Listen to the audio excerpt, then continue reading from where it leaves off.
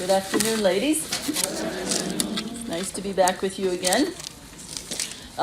There's a pastor in America, Bob Godfrey, and he has his take on people taking a little snooze during a session, especially after lunch like this one, is he said, if what you need the most is a little bit of sleep, then go ahead and take your little nap and then rejoin us when you're ready again. So, yeah.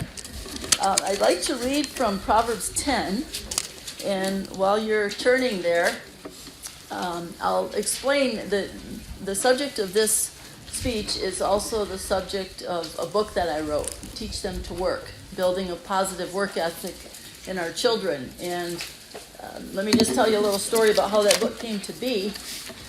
When I was a kid, I hate to admit it, but I was not a very good worker. I was kind of lazy, and I tried very hard to get out of work. And when my brother and sisters were already done with the work, I was still trying to get out of it. And over time, I realized that if I wanted to respect myself and if I expected others to respect me, then I had to work. And my parents persisted and made me work. And so I learned to work, and then I found the joy of working. And so I guess one of my favorite subjects to study is people. And I love to try and understand how they think and what makes them do what they do. And I also am fascinated by work. There's a saying, I'm fascinated by work. I could sit and watch it all day long. Well, that's not what we're aiming for. But I love to try and figure out what makes children tick. And I see children who are diligent. I see children who are not diligent, kids who put a lot of energy into resisting work. And over the years, I just kept thinking about and analyzing the whole subject of work. And I would talk to my husband about it, and I would write down thoughts that came to my mind. And then when the pandemic hit, when COVID came around, everything was shut down. There were no ministries happening, and we had lots of time. And one day we were taking a walk down the street, and I was telling him another idea that I was thinking about work and about kids working. And he stopped me in the middle of the sidewalk, and he said, "Now is the time to write that book." And my husband is a very, very diligent worker, and so he has motivated me and kept me going. And I finally produced that book. And in a nutshell, that's what I hope to talk about today. So Proverbs 10, I'd like to read first verses 1 to 5, and then a few more after that. The Proverbs of Solomon: a wise son maketh a glad father, but a foolish son is the heaviness of his mother. Treasures of wickedness profit nothing, but righteousness delivereth from death. The Lord will not suffer the soul of the righteous to famish, but he casteth away the substance of the wicked. He becometh poor that dealeth with the slack hand, but the hand of the diligent maketh rich. He that gathereth in summer is a wise son, but he that sleepeth in harvest is a son that causeth shame. And then skipping over to verse 15, the rich man's wealth is his strong city. The destruction of the poor is their poverty. The labor of the righteous tendeth to life, the fruit of the wicked to sin. He is in the way of life that keepeth instruction, but he that refuseth reproof erreth. So, going on those verses, and when I look back on my own childhood, as I already mentioned a little bit, I was industrious in some ways. I was always active and on the go. I loved to play sports and build a fort in the woods and just exploring things. But when my mother said, "Mary, it's time to go clean your room," I suddenly felt very tired. And my shoulders would slump, and I just this wave of tiredness would hit me, and I groaned and I felt weak. And it was all very real, to me anyway. And I would delay, but the work wouldn't go away. In fact, it would even prolong the misery that I was putting myself into. And I tried to get out of it, but that didn't work. And as I look back, I'm really ashamed of how I made it difficult for my mom. And as I reflect also on my own resistance and observed other kids that I've, as a teacher and as a mom, and just observing people around me, adults, some who are diligent and some who are not so diligent. And I have done a lot of thinking about this subject. So I'd like to present you with some of my thoughts on the subject of teaching children to work. And I might also add, of course, I'm an American, so I come from an American perspective. And I'm not sure if what the culture exactly is in Zambia. I did ask Sarah a little bit, and from what I understand, the general thing is that you do teach your kids to work. So maybe you don't even need this talk. But if you are a few steps behind American culture, then what's coming is like a sense of entitlement. Our young people, and I hope you don't follow this, but a lot of our young people in America are they're being told by the culture that you're entitled to free things, free school, free food, free education, even, as they get older. And the rich people have to share their money with you. They're being selfish. Well, a lot of the rich people have worked hard for that money, and you want it without working. So, and a lot of parents are also saying, my kids just have to play. A child's work is his play. And there's some truth to that, and I'm going to talk about that. But then they don't teach your kids to work. They don't teach them how to take care of themselves. So I hope that your culture doesn't follow the way of the American culture. But I'm also assuming, like a lot of what I'm talking about, I think is human nature. Like, do Zambian kids, some of them resist work? Okay, good. Then my speech won't be in vain. Because if they were all good workers, then I'd be speaking to the choir, so to speak. So first I'd like to ask, should children work? And you probably are all convinced of that, but in America, not everybody is. In fact, I read about a blog recently of a mom who talked to another mom, and this lady was asking a question that reflected our culture. She said, should I unload the dishwasher while my daughter is awake? Or should I just play and interact with her all the time that she's awake? And I thought, whoa, lady, how are you going to get your work done if all you do when your daughter is awake is play with her? And why not involve her in the work and have together time? And teach her. Don't you know that you're spoiling her by not making her work? So I guess I just answered my own question. Should kids work? And I would say a resounding yes. I believe strongly that children should work. And some people would say, well, how can you defend child labor? Do you have the term child labor here? Okay, well, that term came from back in the early 1900s, at least in America, when they sent kids 8, 9, 10, 11, 12 years old to the factories to work 40 or more hours a week under poor conditions. And that's child labor. It was maybe fitting for that time, but in a way it was abusive to the children. So that's not what we're talking about. But we're talking about a good balanced kind of child labor. So in a few minutes we'll talk about how much and what kind of work they should do. But first, I want to answer why we should teach our children to work.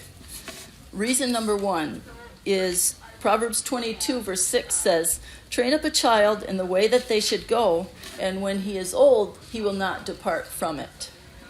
So this training applies to moral instruction and to spiritual instruction, of course, but also everyday instruction of just how to live life. So we train up our children in God's ways, the way that they should go according to God's law, and that's the same for all of our children. But also we train them according to their talents and their strengths. It's the way that they should go in their pathway of life. So we try to guide them according to what their gifts are that God has given them. So as parents, we ascertain what their skills are so that we can guide them toward their life's calling and provide training according to their skills. The second reason is this: God commands, 6 days shalt thou labor, and the seventh day is a day of rest. So there's two sides to that commandment. The 6 days we labor. Most of life's hours, waking hours, are taken up by working. That's God's economic plan, and it's good. In fact, God works, and he set the example. We're his image bearers, and he set the pattern by creating the world in 6 days and resting the seventh. So we spoke a minute ago about, some people say play is a child's work. That's the you have the Montessori program of education here. That's one of their themes, and to some degree, I do agree with that. They play in the dirt and water, and they learn how water works and how dirt works, and they learn physics in a very elementary way. So play is very, very good for children, and it's their education, especially when they're young. But as they grow older, every year they grow older, they play a little less and they work a little bit more. So it's a graph that intersects. And by the time they're adults, we hope that they can take care of themselves and are building some skills. And by the time they're adults, they will follow God's command to work 6 days a week. And we all know that whatever children learn, they learn best when they're young. So it's a gradual training to prepare them for adulthood. And we can't wait till they're teens or adults to teach them to work. Otherwise, they will have very deeply entrenched habits of laziness. And they will also have the feeling like someone has to serve me. I may do some things, but someone else has to serve me. If some people might have older children that have not gotten used to work, have not been taught to work, they can still be taught. It'll be more difficult than if you start young, but they have to learn the basics of caring for themselves and caring for their home and caring for their future family. The third reason, Proverbs repeatedly emphasizes the importance of diligence, and we just read that, chapter 10, verse 4. He becometh poor that dealeth with slack hand, but the hand of the diligent maketh rich. And there's many other verses in Proverbs. So industriousness comes natural to some children. They just love to keep moving. They love to accomplish things. But if it doesn't come natural in our children, then we need to teach them how to work. The fourth reason for teaching children to work is that work is a gift. Adam and Eve worked in paradise, so this was a pre-fall institution. Now, after the fall, we have thorns and sweat and weeds, but God has redeemed work. It's not all misery. He gives us the joy of accomplishment when we've finished a job. He gives us satisfaction and reward when we use the skills that he's given us. And when we embrace work, we have joy in it, and we have a purpose for life. We, several Brazilian families in our area took my book, and it has study questions too, and they studied the book, and then they implemented the principles with their children. And I met with them, and they said the overall effect of getting their children to work was that the kids were happy. They might have resisted and they might have fought against it, but once they got it through their minds that they had to work and mom wasn't going to give up and dad wasn't going to give up, and they got involved in the work, they were happy. So they had joy in the work. Is this good? Yes. Okay, so work is a gift of God, and that's reason number 4. Number 5, I would like to quote William Perkins, and number 5 reason is we're called to serve. William Perkins says, Vocation is a certain kind of life ordained and imposed on man by God for the common good. So we're called to serve. Serving starts within our families, which is a microcosm of society. We work together and serve each other to provide, to prepare food, to keep the house clean, to protect one another, to take care of each other. God's royal law to love God above all and our neighbor as ourselves begins at home, and it overflows into our neighborhood and into our church community and the community around us. So as adults and children, we're useful contributing members in the culture that we are in, the circle of family, the circle of friends that God has placed us. We serve each other, and we each use our individual gifts. So there's joy in it. We multiply our joys by sharing them with others, and we divide our burdens by carrying them together. If we're to leave our children out of this whole process of serving, we deprive them of the joy that comes with serving others. And if we wait on our children hand and foot, then our children will have the feeling that mom and dad are my servant. They might even be too small to even speak or to say the word servant, but they will know mom is my servant because every time I go, she jumps and she gets me what I want. And if kids are taught that from a very young age, that's the path they will go. They don't mind being waited on hand and foot. But when we teach them to take care of themselves and to take care of others, there's a lot of joy in that process. So let's not leave our kids out of that. So by including them, we teach them that they're to be responsible for taking care of themselves and their own needs, and by doing their part as care for the family. And we also subdue their natural bent towards selfishness, and we replace it with selflessness. We were in Singapore a while ago, I think it was last year, and there was this little boy, I think of this as an example, this little boy, he was 4 years old, and he would meet everybody at the door and hand them the bulletin, and he just had this super eager look on his face, and he was full of energy. And then they had a lunch there at the church, and he was handing out plates to everybody, and his parents were nurturing this in him, and it was beautiful, and he just had so much joy in serving others, and he was on a good pathway. And even if kids don't have that natural bent, by involving them, we do them a favor. I read about a study once that if we involve young teens and preteens in the work of the church, not just busy work, but giving them meaningful work in the church, that they're much more likely to stay with the church when they become adults, because they're needed and they're valued and they become a part of the church. So the byproduct of serving is joy and peace. So I hope after those 5 reasons that you're convinced that children should work. And you probably were already even before I spoke. But the next big question is, what kind of work should they do and how much? How young should we start? You know what I figure? I figure if our little kids are able to take a bucket of toys and dump it out and strew it all the way across the room and cause chaos, then they're also able to pick up those toys and put them back in the bucket.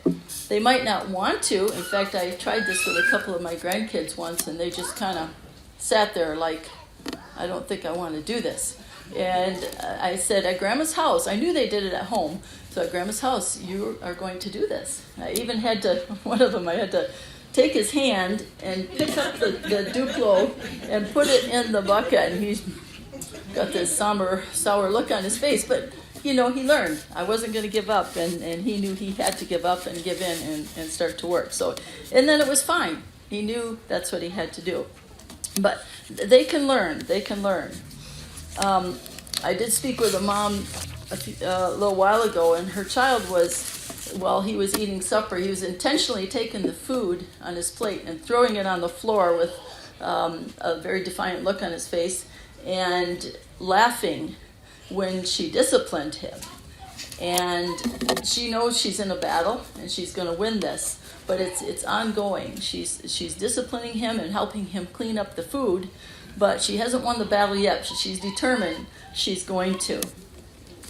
And that battle is more about than just food. It's about a will, and breaking the will and getting it to be submissive.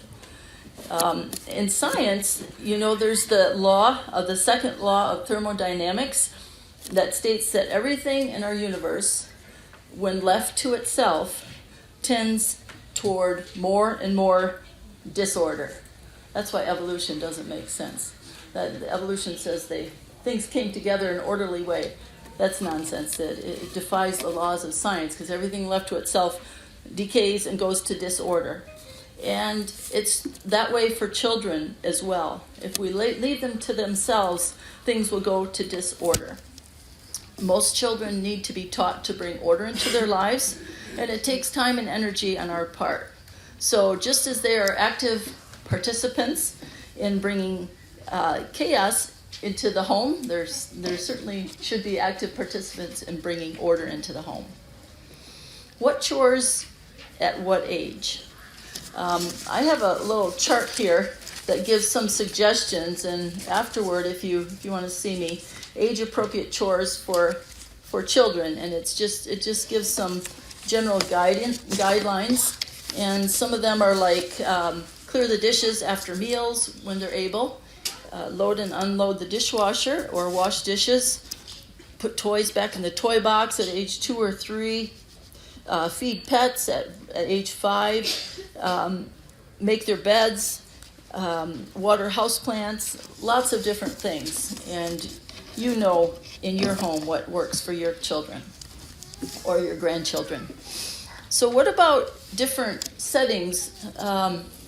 In the U.S., like farm kids automatically do a lot of work because they're needed on the farm. And they learn how to work and they do it automatically. So why not city kids? We have to remember that work is good for them. My mother I think she was pretty balanced when raising us for a good amount of work.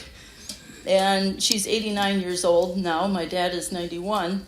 And I asked my mom about this whole subject. I said, what would your advice be in a nutshell? And she said, make kids work. Don't stop for their crying. Work is good for them. And work is good. It's not punishment. But don't make them work so hard, so much that it's overwhelming. And they shouldn't be afraid to get their hands dirty. So that's advice from my mother. Next, I'd like to talk about some motivations and obstacles. If you have a naturally obedient and motivated child, then you just say, do your work. That's all you need. End of story. In fact, one of our professors at our seminary, he says, how in the world could you write a whole book of 200 pages on teaching kids to work? I just told my boys to work, and they did. And I said, well, you're just carried out what I'm telling other people to carry out. They just set an example. They gave orders. They expected them to obey. And they had an established habit of requiring obedience of their kids. That's all. Simple. But it's not always that way. And most kids are not that way, that they're automatically just tend to work. I would say most kids resist in some way, in varying degrees and in various types of work. But maybe Zambian kids are different. I'm not sure. But before I address specific obstacles that are present in the children, I'd like to talk about a few motivations and ways to be proactive and to prevent the need for discipline and prevent problems and minimize the obstacles. So first, have the attitude in your mind that work is a normal part of life, which I think probably you all do. And we demonstrate that in our attitudes and in our actions, that work is a normal part of life. And it takes up most of our waking hours, and that it's enjoyable. There's a restaurant in America, it's called TGIF, or TGI Fridays. Thank God it's Fridays. And that sort of explains our culture, unfortunately. You tolerate work. You endure work from Monday to Friday. And then you live for the weekends, and that's partying and living it up. Never mind Sunday. Sunday isn't part of the thank God it's the weekend. But Christians, one of my husband's professors at Westminster Seminary, one day he had written on the board, TGIM, thank God it's Monday. The Christian enjoys work and accepts it as part of work and of life and gets on with it and actually enjoys it. So we can set an example by working diligently in the occupation that God has called us to. We expect to work. We expect our children to participate. And we can do this by approaching tasks diligently, pleasantly, without hesitation. We can be diligent in our own home and not slack off. And when we talk about work, we don't whine or complain, but we speak about it as good and worthwhile. Our attitude shines through, and our kids will pick that up at a very young age. I would also say a good way to be proactive is to make work fun. Kids love to be active. They're naturally active. They have a lot of energy. And we can use that energy for good. Little kids see work as a game. You buy them, do you guys have little kitchen sets, kids kitchen sets, or maybe a kid's lawnmower and things? They want to be like mom and dad. They want to do work things. And when they're little, they often enjoy those kinds of things. They might come to a point when they're a little bit older that think, I'm not sure if this work is quite as fun as I thought it was when I was younger. But, take advantage of this motivation as long as possible. When doing work and talking about work, a pleasant tone of voice is crucial. I use our daughter Esther as an example. When she taught their oldest Emma to work, and one of the things they did when Emma was very small was to bring laundry to the basket, and she would give her one piece at a time. She'd put it in the basket, and Emma would run away squealing with delight. And when Emma would come to our house when she got a little older, she loved to play in the water and wash dishes, and we'd get the dishes done, and she said, "We did it!" And that's what her mom told her when they accomplished a job and it was finished. "We did it!" And give this triumphant exaltation when you finished a job. So I'll tell you another story about another church we visited. There was a 2-year-old boy, and he was going around afterward with a floor sweeper, and he was just going everywhere, just about sweeping people off their feet. And his dad was kind of guarding him and guarding the other people from him, and he said he just needs to be active. So he allowed him to do that, and just kind of took care of the circumstances around it. And this little guy had such a determined look on his face. And, he's going to be a good worker someday. You could just see it written all over his face if his dad can channel that energy. Next, teach as you go. So when our children learn new skills, we share in their joy. And different things like just knowing how to boil an egg or bake cookies or replace a light bulb. Those are useful things to know for when they get their own house, and they don't just come naturally, but teach them what it takes to run a household. And kids feel grown up and valuable when they can do these things around the house. And we moms and dads, let's have our kids tag along with us, helping and doing. If your husband or you has to go to the store to get a part or something, take the kids along and have them be next to you when you're fixing something, and explain it to them, and thank them for being a part of that. And you never know how these lessons can be valuable in their later life as they get older. Number 4, have realistic expectations. For instance, if your 4-year-old is washing dishes and some of the plates aren't clean, don't yell at her and get all upset because it's not perfect. But teach her how to do it better and have patience. So skills, you and I never learned everything the very first time that we did something. So skill comes with repetition. And reinforce the positive and demonstrate how to improve less than perfect skills. the things we can expect, not perfection, but expect effort and expect improvement over time. So learning happens over time. Show an encouraging attitude. And as you expose them to a variety of tasks, they might even discover their life's calling along the way. I know of a boy who when he was a kid, he just took everything electric apart. He probably got a few shocks along the way. But guess what? He became an electrician. And that was something that he understood and could relate to and had practice with as a kid. Number 5, give clear instructions. So when we tell our 6-year-old to go clean his room and we come back and we find it unsatisfactory, the bed is rumpled, there's clothes all over on the floor, dust in the dresser, do we get upset? Or maybe we needed to be more specific about what it means to clean the room. Put your clothes away, make the bed neatly, dust the dresser, and vacuum the floor. And whenever we give a new task, work alongside them. It also shows that we're not above menial work. And I think even some of you, I think in your culture you have domestic helpers.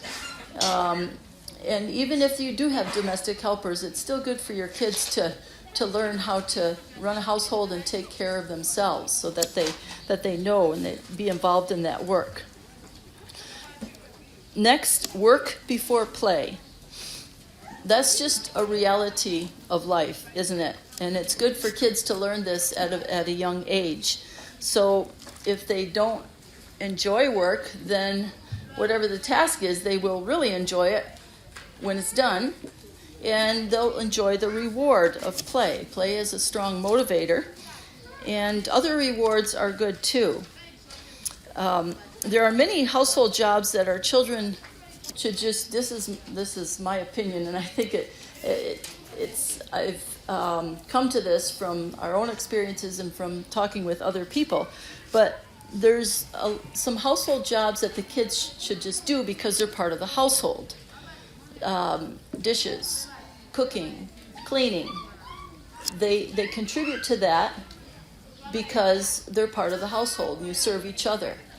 And their reward is a roof over their head and food to eat, sleep, love, and all that stuff. So that's their reward. But I also think it's good to pay our kids for some extra work. And this too is part of preparing for adult life. Everybody who works in an occupation gets paid. So why not give a taste of that to the kids when they're younger? And that also gives them an opportunity to learn how to handle money. We did a notebook system that we learned from someone from our church, that our kids had a certain amount of allowance for doing extra jobs at home, and then they had a paper route that they could start. They started at like 9 years old. There wasn't a minimum age for that job. And so we would take their money like pretty much every month.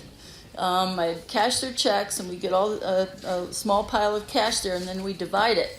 And 10% always went to church right off the bat. It was money that they earned, and it was their money to tithe in the way that they decided. And I feel like it's very valuable that children take their own money that they earned and put it in that collection plate at church, because they're invested and they realize that this is what God said, you tithe, and if they want to give more, that's all the better.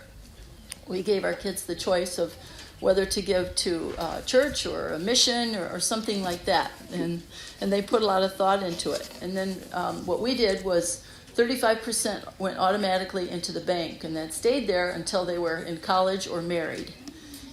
So savings, teach them how to save. 35% they could spend, and they put a lot of thought into that too, to what kind of toys or whatever to buy. And then the remaining, 20%. My husband always said you have to buy some books, so he would take them over to the bookstore and they'd choose books. So by the time they got married, they had a small library of their own. And then the remaining, a little bit for clothes. They didn't like that too much. That was kind of like a waste of money to them to spend their money on clothes. But hey, you got to learn how to take care of yourselves, and maybe gas or car when they got older. So that was our system. And it also teaches the children, when you give them money, that if you don't work, you don't eat. That's what Paul told us. So the opposite is true also. You work and you get to eat. I would say if a child is particularly stubborn, they resist work. I wouldn't put down the threat that you're not going to have dinner, because if they hold you to that, then they're not going to get proper nutrition. That's just the way we felt. But we would withhold something they liked, like dessert or some kind of sweet that was, you're not working, forget that. You're not going to have that good food to eat. But then when they do the work, celebrate and thank and praise them for being obedient. Number 7, do your children the favor of teaching them to work, even if it requires force and discipline. This is where things can get kind of tough. You're preparing them for adulthood, and if you can conquer their rebellious heart, if they're rebelling, conquer them to be submissive to God's will and to your will as mom and dad, because God put you over them, while channeling their energy and their skills positively. Then if they obey and submit, then they'll experience great internal rewards. But most children aren't born with self-discipline. When they're younger, the discipline needs to come from an outside force, which is you as their parents. And if your children resist, then it's their choice. And they are the ones inviting the struggle, or even you might call it a war. And the war or the struggle will last as long as they decide to fight it. It's their choice. But if you're having that struggle, you have to win. Once you decide what the rules are and you lay down the law, you have to win and they have to lose. And then over time they will learn what self-discipline is. Did we just lose it? Keep going. Okay. And then they'll also have inner peace and contentment and the joy that comes with the accomplishment of the work. So our attitude, the next point is our attitude is very important when it comes to the work. We stay calm, we're firm, and we're kind, but we're firm, and we stick with the rules. So we show them, can you hear me in the back or not? We show them by our tone of voice and by our attitude that we expect them to work, we expect them to obey, we make the rules and we enforce them.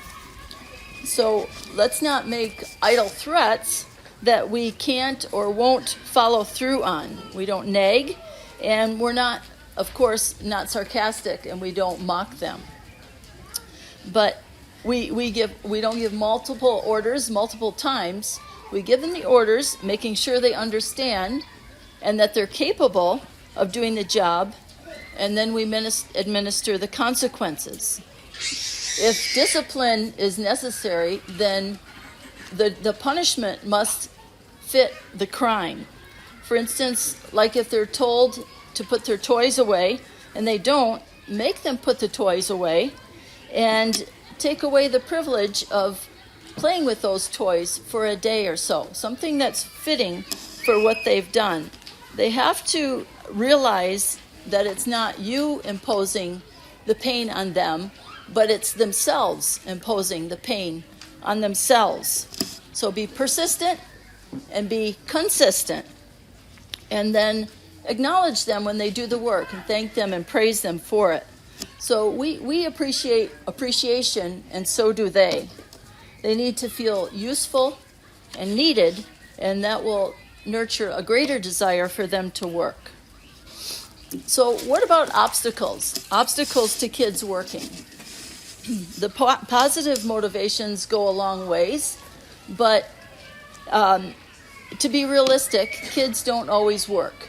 They sometimes resist, and some resist very, very strongly. If only they would just use the energy that they exert to resist work and pour it into their work, they would be much better off, and they would have the work already done. But that's not what they do, and that's not the lesson they learn. So we as parents have to teach them that lesson. And parenting is not for the faint-hearted. We have to be ready for a battle, and we have to have well thought out principles in place ahead of time so that we are resolved and unwavering in our resolve when it's challenged. So what are some of the ways that kids do resist, and how do we deal with it? A common one is they moan and they groan. They say, I don't want to, and I can't, and I don't know how, and I don't feel good. Well, we stay calm and we stay firm, and we require them to do it. We communicate firmly, you will do this job, and don't allow them to get out of it, or they'll try this tactic over and over again. If you pity them and soften the requirements, then they'll continue to use this tactic. If they whine, whining is a form of complaining, and that can't be allowed. There's no negotiating. They have to learn that, and they might make you feel like you're being cruel, but you have to, if you've required this, you have to carry through with it. Another, and also these attitudes have to be taught young, because if they are allowed to grow up using these tactics, then they'll use them into adulthood. And they're more teachable when they're young. Second, they might delay and hope that you'll just do the work for them, and because you're tired of asking them. I think that's what my kids did to me. Or they disappear around supper time when they knew I was going to help them, ask them to help, and then it was just too much work to get them up from their rooms, and I just did it, and they knew that. I look back on it now. So, and this can easily happen when you have several children. You might tell your Susie to put her bikes away, and 11 o'clock at night you realize she didn't do it, but she's in bed. And so the next day, make her do it. If they forget, have a little bit of compassion. If they forget habitually, then there has to be some consequences that hurt a little bit.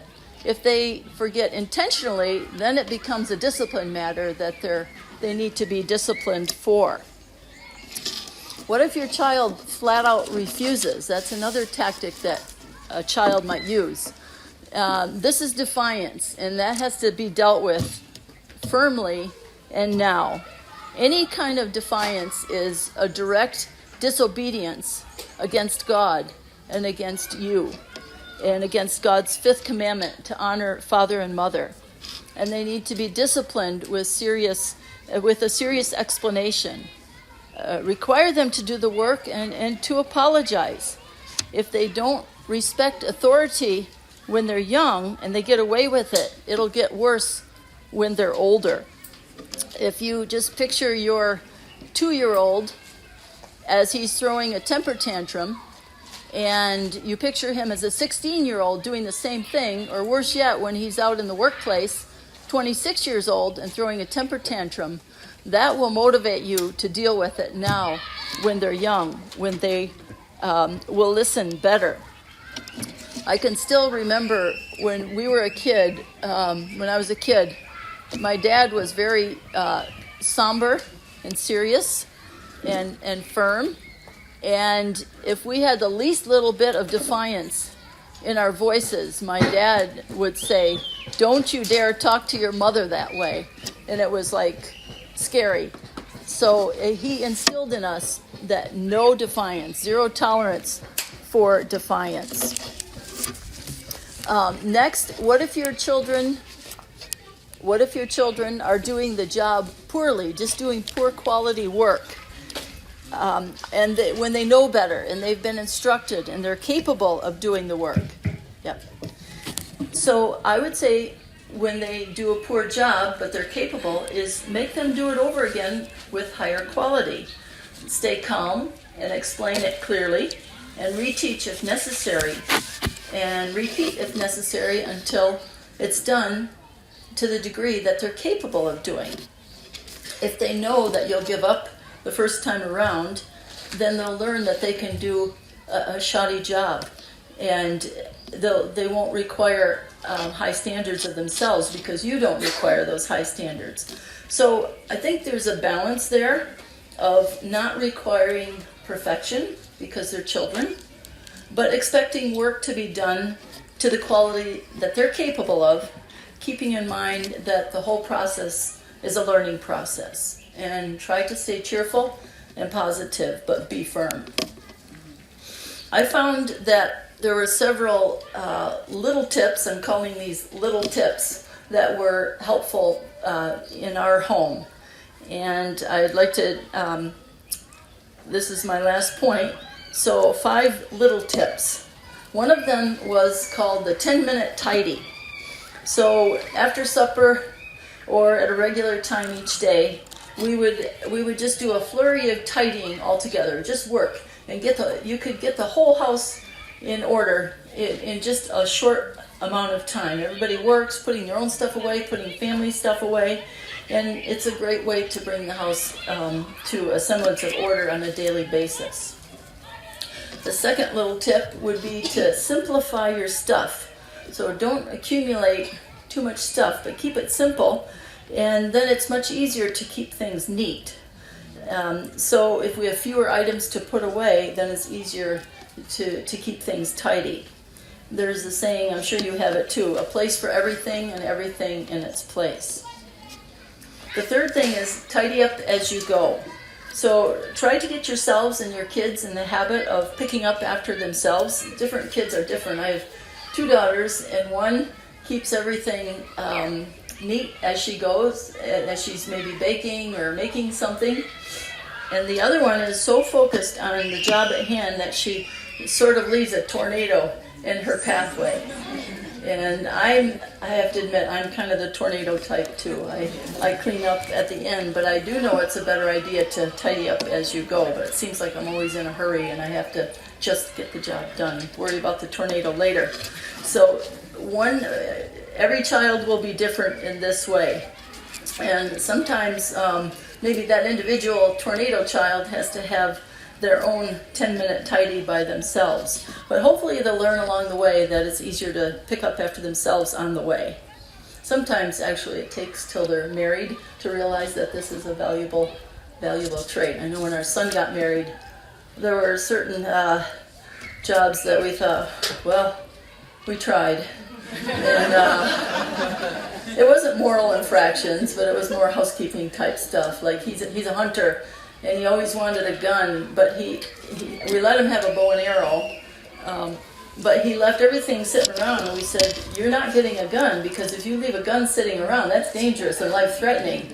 So he never got a gun when he lived at home, but he got one when he got married, and his wife kind of picked up where we left off and kept training him. But he's a great guy, but he's, sometimes needs a little work on tidiness.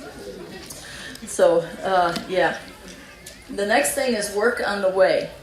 If you, maybe you place something on the steps or in the hallway to the bedroom, next time you go, take it along on the way. Or if you get home from the car, everybody take something in from the car.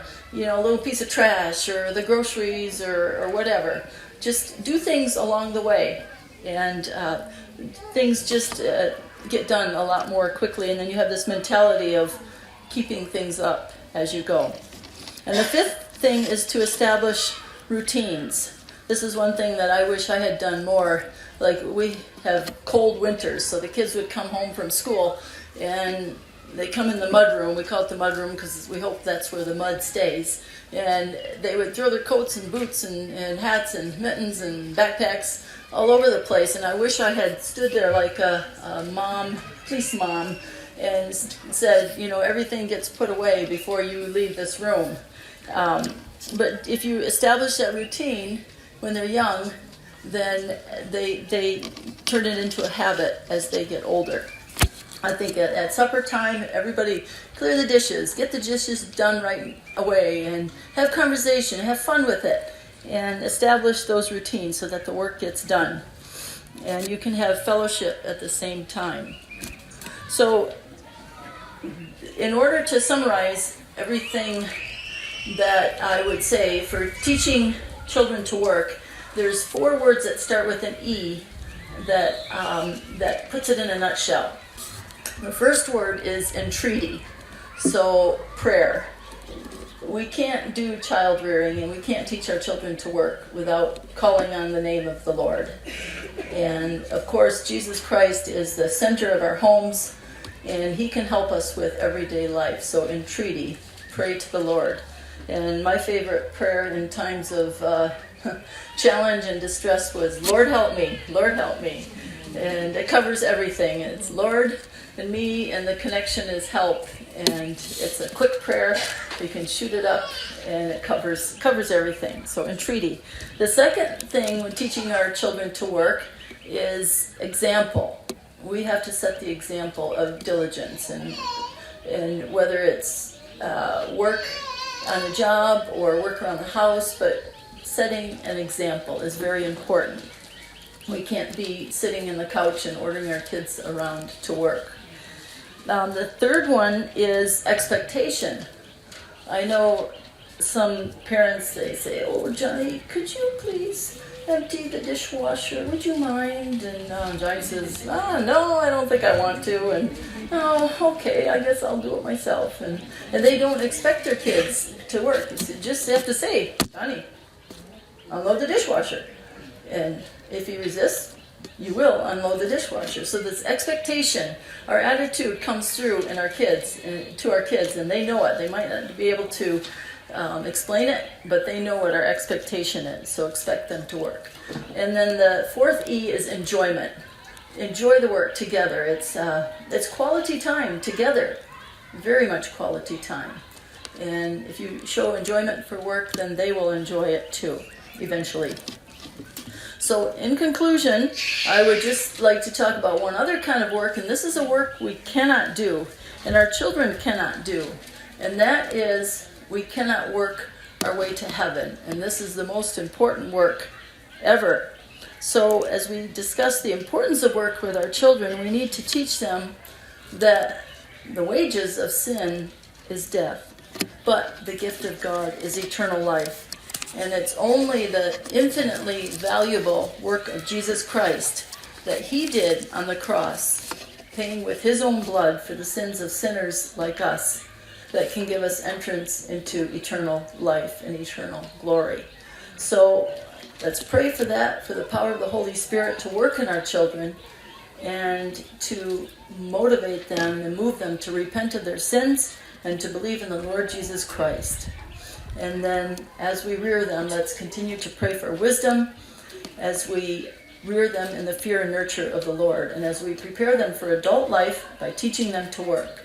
And we hope and pray that they'll be responsible adults who take care of themselves and take care of their families, and who contribute to the welfare of their family and church and their neighbor. Let's pray. Dear Lord, please teach us to work, teach our children to work.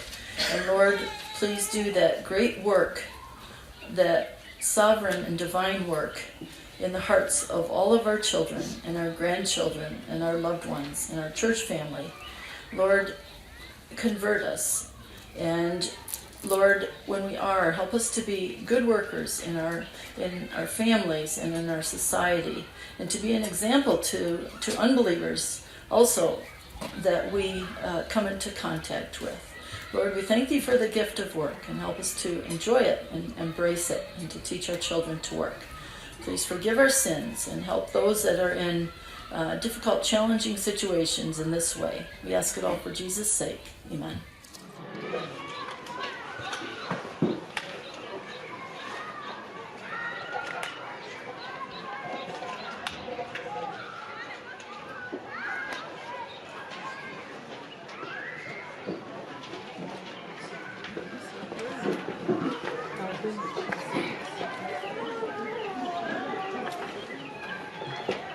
Thank you very much, Mrs. Beeke. That was a good session. Can we give a hand of thanksgiving for this session?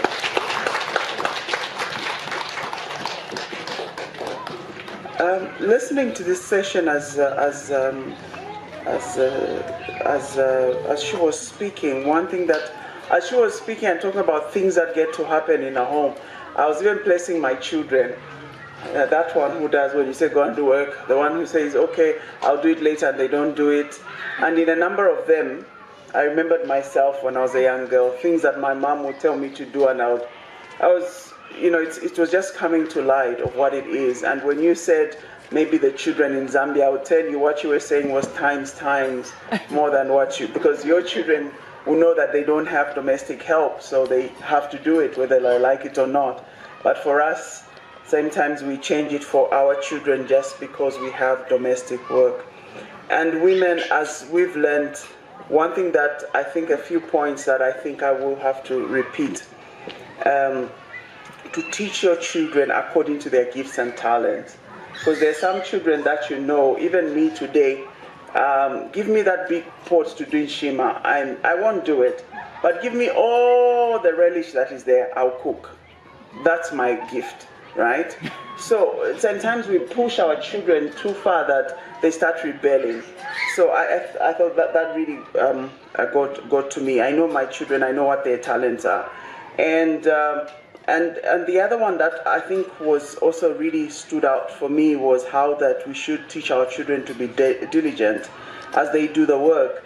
And as we do this, we are also, as parents, should show. You can't always be the one on the couch and saying, no, but move that. I felt very guilty, but not really. So we've got a family group, and one of my daughters sent a meme saying, what isn't illegal but feels like it's illegal? And then down there, relaxing in front of an African mother. Like the children can't even do it. Why are you seated? So it's not an African mother, it's just mother, it should end there. Yeah, so, and as we learn this, what you notice that it helps us to the way we see ourselves in the presence of God and serving our children. It's a two-way thing. And I always tend to think mothering also is servanthood. That is very unique. So sometimes we do have the authority, but we are serving our children as well, as we want them to serve us. And how much they can do and making it fun. Sometimes you don't want to make it fun, because if you make it fun, they take it for granted and they want to. But you see, there's just a way that you have to say, okay, well done, but you could have done it better. When we have fun, it ends here. That was very good. And with the last 4 words, in treatment, which is prayer, example, expectation, and enjoyment. I think this has summed it all, and thank you very much. Thank you. All right. So can we have we'll have our panel now, our panelist here. I haven't called you. Why I asked you to clap women is that women sit and spend so much time to prepare to come and speak to you. And once they do, that's what we're being told, even the children, and there's a way we motivate them. So when I say clap, I'm just saying thank you in what we've just been told.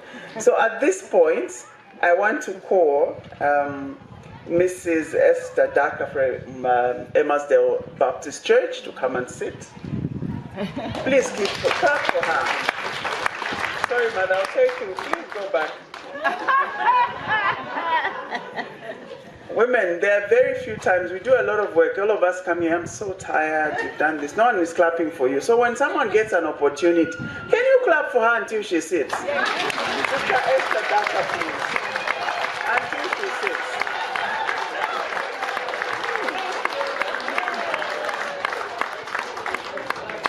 All right, our next panelist is Mrs. Catherine Mwenya from Lusaka Baptist. Please.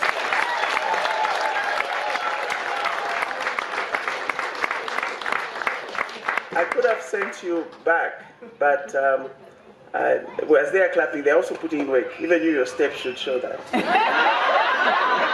But we're not doing that now. All right. Okay.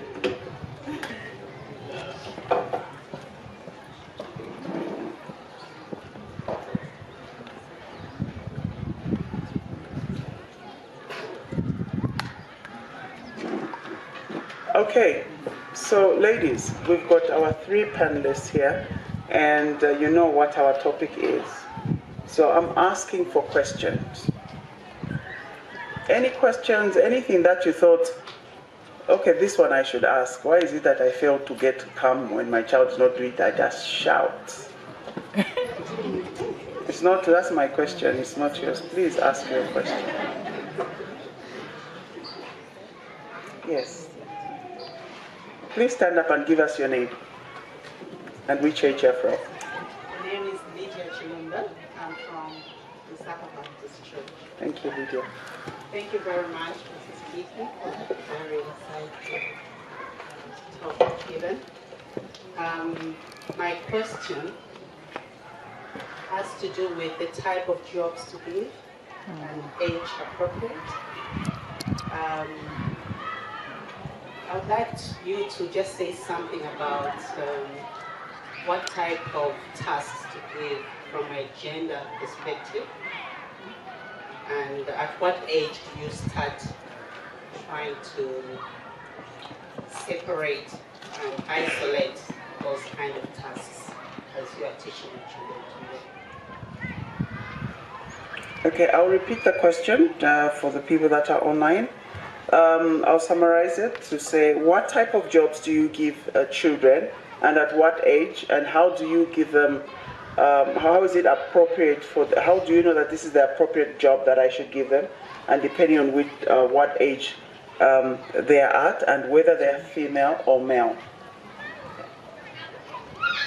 I think if they're capable of doing whatever self-care items, that they should at least have a start on doing that, like putting their socks on. You know, when they start doing that, it takes a long time, but you have to start somewhere. And feeding themselves, it's a big mess when they first started. It's much easier for you to spoon feed them, but they have to learn how to use the spoon. So I would say a general guideline would be whatever they're capable of, that they should be required to have a start in doing. Of course, if you're late for church and your kid takes 7 minutes to get their socks on, you're going to just put the socks on them for them. But work towards that so that they can take care of themselves. Whatever they're capable of, and work towards that with time. The gender thing, I think in our time, I'm not sure how it is in Zambia, but in America, everything is pushed to be gender neutral. You know, there's no difference between the sexes, and I think as Christians, we've got to fight that. And I think there are tasks that are more fitting for girls and others that are more fitting for boys, and I think we should make that distinction and teach them. This is, you might want to argue with that, but the girls cooking and cleaning and being in the house, and I'm saying that as a former tomboy, because I did not like to clean at all. I would rather be outside fixing the lawnmower and doing things outside. But I still, like my mom, made me do things inside and girly things. But I also think that we should have the whole breadth of taking care of ourselves. I think boys should learn how to cook and learn how to survive in the kitchen and take care of themselves in that way. But that might not be the emphasis and the focus, but they should at least know how to do all these self-care items. So focus on the gender specific, but also give them a broad experience with other things too.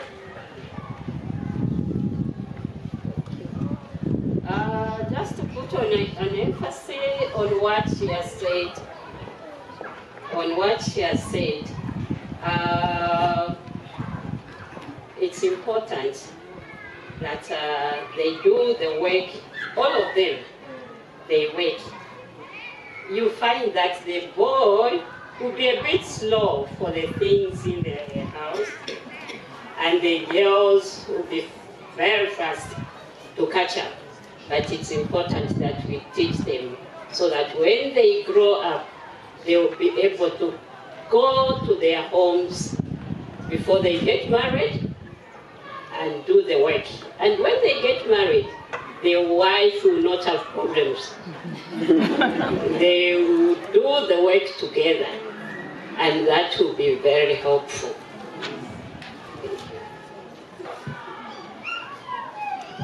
I thought you had ably answered the question. I think I agree with you too. Let's teach the children to work very early. Let's teach, focus on chores that are feminine with the girls and chores that are masculine with the boys. I agree with that. Okay. Thank you very much. Another question? Any question from the audience? Yes. This is mine.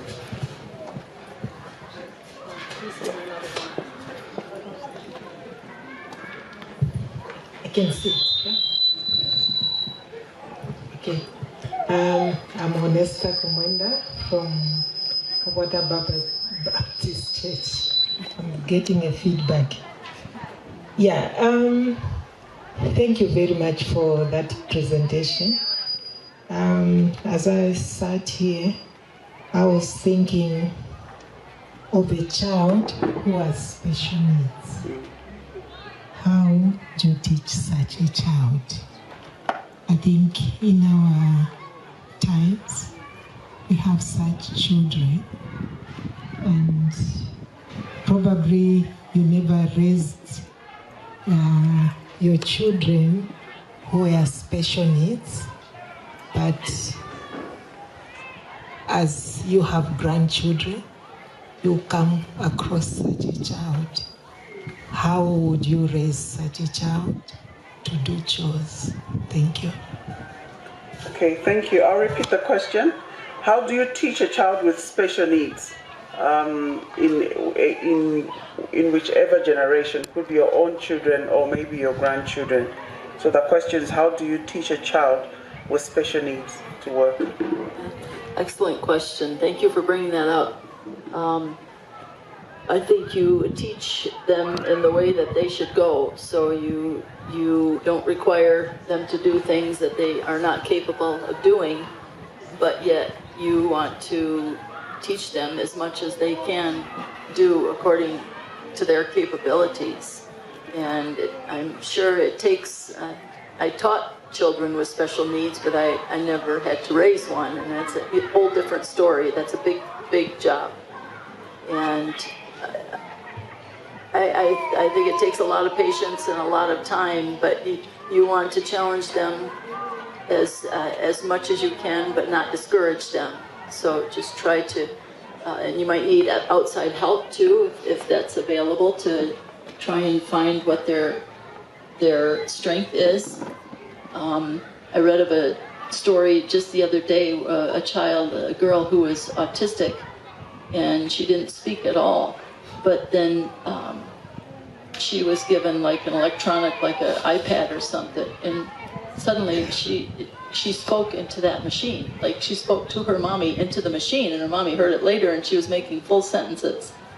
And so trying to hopefully get special help and trying to find whatever niche that child has. Do you have organizations here that meet the needs of special needs children, or is it mostly up to the families? Families, okay. Maybe you can share that load with other members of the family too. So we have a boy in our church who's autistic, and his grandpa is the janitor of our church, and he helps out at the church. So, and yet I would say he's looking for more fulfillment, but he is being useful. Yes, you find that such children, they need a lot of help. If you don't have the ability to help, and you've never had such a child in your life, it's important, like she has said, you find somebody who can help, and they'll definitely come up. That child needs help. We need a lot of patience and prayer for such a child. I'll give an example. I'll talk about a child I saw who is, I think, autistic.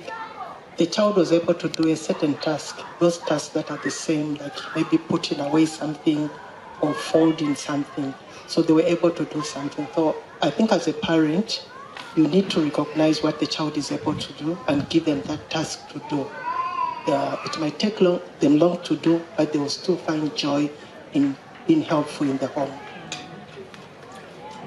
Thank you very much. I think that was a very a question that is, I mean, other questions are good, but a very real question that is real in our different lives. Another question I saw, yes.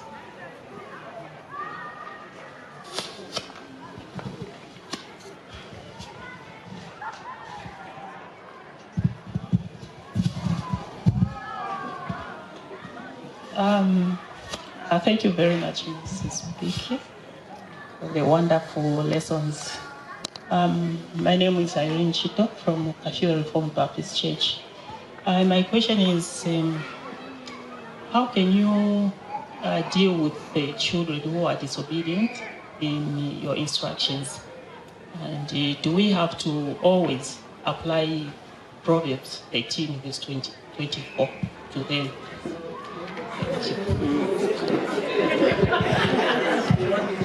Yeah, I'll repeat that question as well. How can you teach a child that is disobedient? And so that's a question that is very interesting. Yeah. Was it Proverbs 18, verse 24? 13. 13, verse 24. Discipline.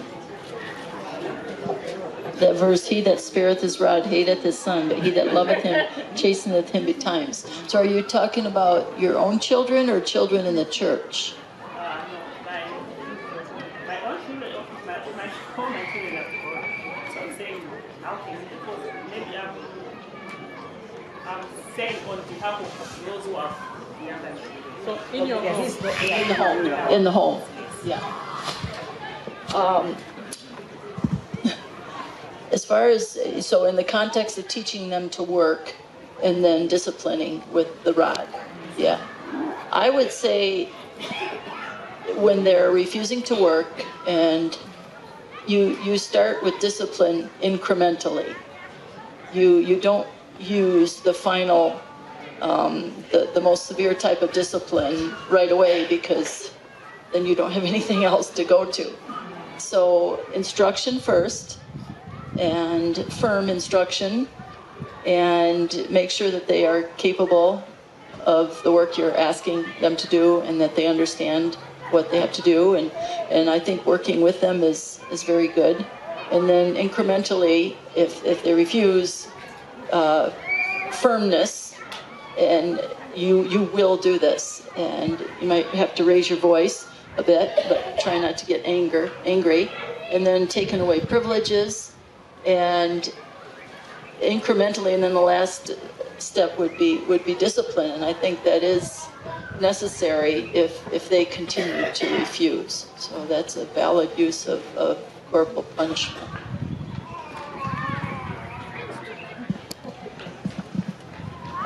I'll make a statement or repeat one statement you made, that parenting is not for the faint-hearted. Mm-hmm. So many times we'll come across disobedient children. Do not give up. Be firm and insist on the thing being done. Sometimes as parents, we want to send children away to boarding schools so that perhaps the teachers would handle the child. I'm sure this is very common, where parents say, I think I'll send this child to boarding school so that they learn how to work. The home is the place where children ought to be taught how to work, because you share, as parents, you have the correct philosophy of what the work is and why we should work, and the ethics for work, which you brought out. So if you send them to boarding school, you are sending them to people that do not share your philosophy, and it might not work out. So don't give up. Children can put up a challenge, be firm, and continue to insist that the work is done. And tell them that you are obeying the scriptures, and they must obey too, because ultimately they are disobeying God if they refuse to work, because you are the ones God has put for them to respect and obey. So if they don't obey you, they are disobeying God. and that has consequences. Another emphasis is to do it with love. You find that such children, they are even stubborn. They don't want to work. Otherwise, you find the mother beating all the time, even in front of the other parents. But when you do it with love, you do it from home, as we have been told, you find that that child, by and by, he will pick up. And I had one more thing. If they're old enough to think about how they're thinking, have a conversation with them. Like, why is it that you don't want to do this? And well, I just don't feel like cleaning, and I don't like to go through the work, and try to talk to them about the value of work. And like, when, even if it's unpleasant, life is full of unpleasant tasks, and the sooner you get through them, then you'll have the joy of accomplishment, and try and see them, show them the positive things if they're old enough to have a conversation like that, to reason with them. Well, thank you. I will ask for one more last question, and just maybe to add, when you're training a child, you start as early as they reason. And the early reasoning is when they're just born, you fed them, their nappy is clean, they're crying, you go and lift them, they stop crying. They know what they're doing, right? That's how early you start teaching the child. And just to add, I think our children, by 5, we stop spanking them because now we are talking to them. Is it easy? No, it's a tough one. I think this should be a topic for another session. Okay, so one last question. Yes, Mrs. Nsenluka.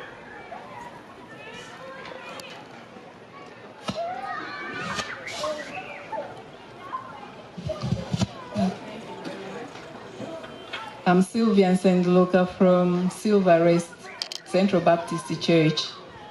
I'm just thinking of a situation in our local churches as mothers and women. Here we have heard how we should teach the children. And in case there's a mother or 2 or 3, and they have problems, or they've done all they could do, but the children look like they are not making progress, what would be the right approach, maybe as ladies in the church? Should we approach this sister to help her, or do we talk to her? How can we handle it, since you have been an expert in this area, so that the sister feel like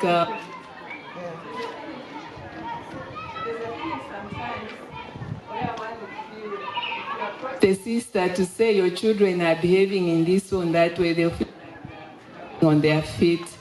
So how best can we help a sister who is having such a... Okay. So the question is, how do we help a sister who has children? They've tried all they can, and they are not, the children are not, they're just being disobedient. And even as women in the church, ladies, you've noted that. Do you walk to them to tell them to see if you, to hand help? Or how do you help such a sister as a church as well as women in the church? Is that right? Okay. Very carefully. If it's easy, if she asks for help, then you can offer it. But if she hasn't asked, then it's a whole different situation, because she might be very hurt or offended if you just come right out and say your kids are behaving terribly and you need some help, and I'll offer you help. And the whole church feels the way I do. Yeah, that would be terrible. So if you are intent on helping that mom that you know needs help, you'd have to, we talked about this yesterday, build a relationship with her. And that might take time, and come alongside her and be her friend, and don't be critical and judgmental, but help her. She might need help before she needs advice. And she might not even realize that she needs advice. That makes it all the more difficult, but you definitely have to have a relationship before you can give advice, but try to be a helping hand first.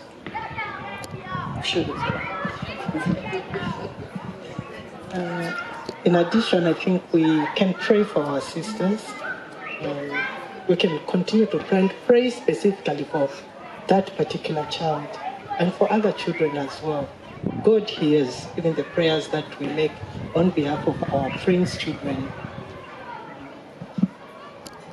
That relationship is very important. That's why each one of us should work hard to make friends, to make good relationships, so that when you approach such a mother, you find that it will be easy.